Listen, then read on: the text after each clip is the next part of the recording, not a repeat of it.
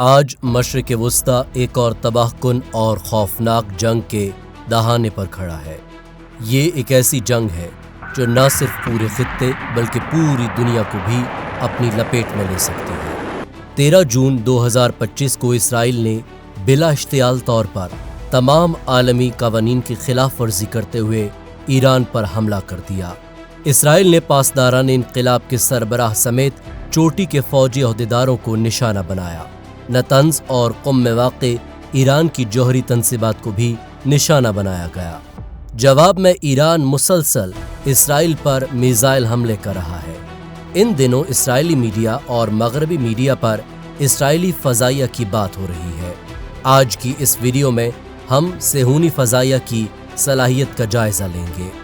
آج کی اس ویڈیو میں ہم یہ جاننے کی کوشش بھی کریں گے کہ کیا واقعی اسرائیل کی فضائی طاقت ناقابل تسخیر ہے یا اس کے کچھ پوشیدہ پہلو اور حدود بھی ہیں۔ جب بات ایران جیسے پیچیدہ اور متنوع دفاعی نظام رکھنے والے ملک سے ہو تو معاملہ مزید پیچیدگی اختیار کر جاتا ہے۔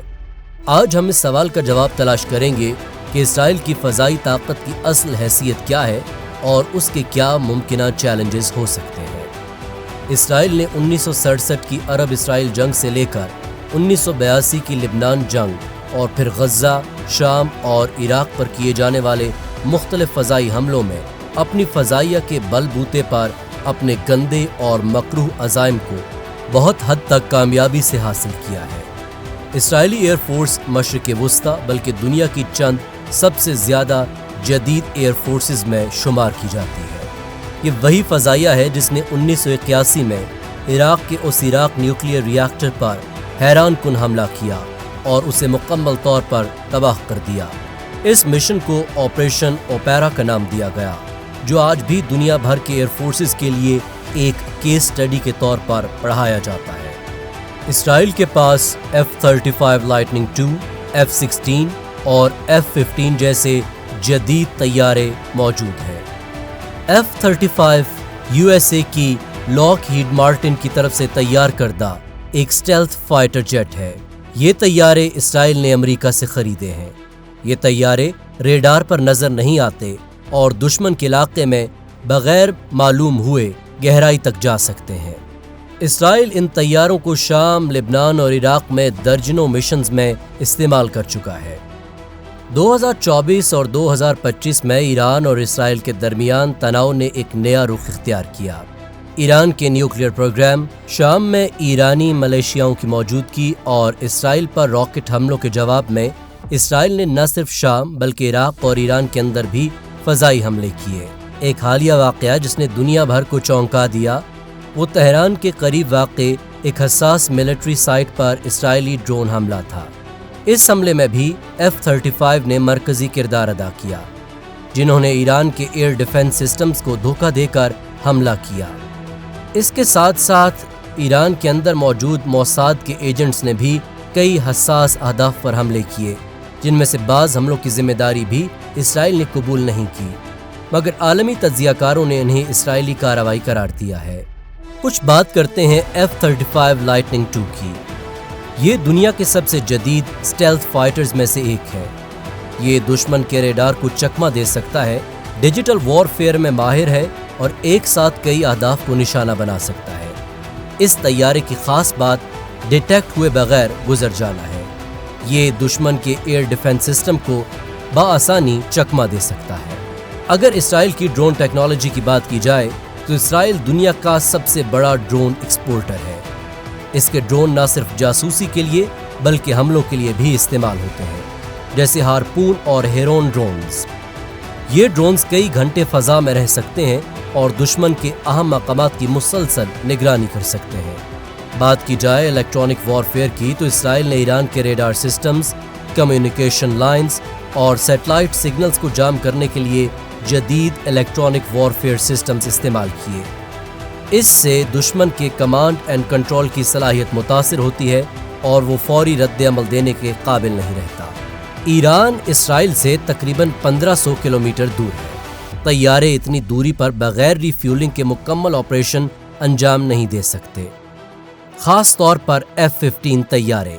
انہیں درمیانی راستے میں ری فیولنگ ڈرونز یا बेसिस की ज़रूरत होती है। अगर ये सहूलत मुयस्सर ना हो तो मिशन खतरे में पड़ सकता है। मगर ईरान का दिफाई निज़ाम भी बहुत मजबूत है। ईरान ने रूसी साख्ता S-300 के साथ साथ अपना मकामी बावर 373 सिस्टम भी नस्ब किया है, जो किसी हद तक F-35 को भी डिटेक्ट कर सकता है। इसके अलावा ईरान ने मोबाइल मिसाइल लॉन्चर्स और डिकॉयज का इस्तेमाल करना भी शुरू कर दिया है। इसराइल की ज़्यादातर फ़ज़ाई टेक्नोलॉजी अमेरिका पर इन्हिसार करती है। F-35 तैयारे के स्पेयर पार्ट्स, सॉफ्टवेयर अपडेट्स और दूसरी चीज़ें अमेरिका से आती हैं। अगर अमेरिका ताउन बंद कर दे तो इस्राएली एयरफोर्स का बड़ा हिस्सा नाकारा होकर रह जाएगा। ईरान पर बराह रास्त हमला करना आलमी क़वानीन और अक़वाम मुत्तहिदा के चार्टर की खुली खिलाफ वर्जी है। इसलिए इसराइल हमेशा इन हमलों को ये कहकर जस्टिफाई करता है कि ये उसके सेल्फ डिफेंस में है, मगर बहुत से आलमी ममालिक इसराइल के इस मौक़िफ़ को किसी तौर कबूल नहीं करते। अगर बात की जाए ईरान की जवाबी हिकमत अमली की, तो ईरान इसराइल के हमलों का जवाब सिर्फ अस्करी मैदान में नहीं देता। ईरान ने हालिया बरसों में लॉन्ग रेंज ड्रोन्स और सुपरसोनिक मिसाइल टेक्नोलॉजी पर काम शुरू किया है, जिसका मकसद इसराइल के आयरन डोम सिस्टम को बाईपास करना है। हालिया तनाज़े में हमने देखा कि ईरान की तरफ से चलाए गए हाइपरसोनिक मिसाइल्स ने इसराइल के आयरन डोम सिस्टम को तकरीबन नाकारा कर दिया। अगरचे इसराइल टेक्नोलॉजी में आगे है, लेकिन ईरानी फौजी माहिरीन के मुताबिक मुसलसल और तवील जंग में इसराइल की फ़ज़ाई ताकत को थकाया जा सकता है। इसीलिए ईरान अपने मोबाइल बैटरीज को हर रोज़ नई जगहों पर मुंतकिल करता है ताकि इसराइली फ़ज़ाई हमले नाकाम हों। हालिया तनाज़े में इसराइल ईरान की अस्करी और जौहरी तनसीबात के साथ साथ उसके रिहायशी इलाकों पर भी मुसलसल हमले कर रहा है, जिसके नतीजे में बहुत से आम शहरी जान से चले गए हैं, जबकि कई जख्मी भी हैं। इसराइल की फ़ज़ाई ताकत वाकई दुनिया की चंद बड़ी फोर्सेस में शामिल है, लेकिन इसकी भी हुदूद हैं। दुनिया की हर ताकत की एक इंतहा होती है, और ईरान जैसे बड़े और पेचीदा जोग्राफिया वाले मुल्क के खिलाफ मुसलसल फ़ज़ाई मुहिम आसान नहीं। हाल ही में न्यूयॉर्क टाइम्स ने रिपोर्ट किया है कि इसराइल के पास ईरान के मिसाइल हमले रोकने की ताकत महज चंद रोज़ की रह गई है, क्योंकि ये हमले रोकने में इसराइल का एक दिन का खर्चा तकरीबन $285 मिलियन आता है, और आयरन डोम, एरो 3 और एरो 2 के मिसाइल इंटरसेप्टर्स का ज़ख़ीरा बहुत तेज़ी से कम होता जा रहा है। गो के इसराइल को फ़ज़ाई बरतरी हासिल है, मगर ईरान की तरफ से पह दर पे मिसाइल हमलों ने इसराइल को बौखला कर रख दिया है।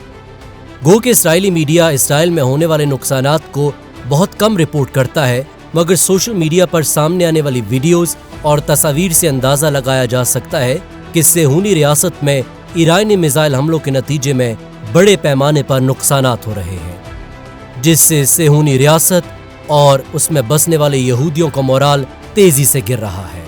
इससे ये साबित होता है कि जंगें सिर्फ फ़ज़ाई बरतरी से नहीं लड़ी जाती, बल्कि ईमान और इस्तकामत इसका जुज़्ज़े अव्वल है। अगर आप चाहते हैं कि हम इस मौजू पर मज़ीद गहराई से वीडियोस बनाएं, तो चैनल को सब्सक्राइब करें, वीडियो को लाइक करें और कमेंट्स में अपनी राय ज़रूर दें।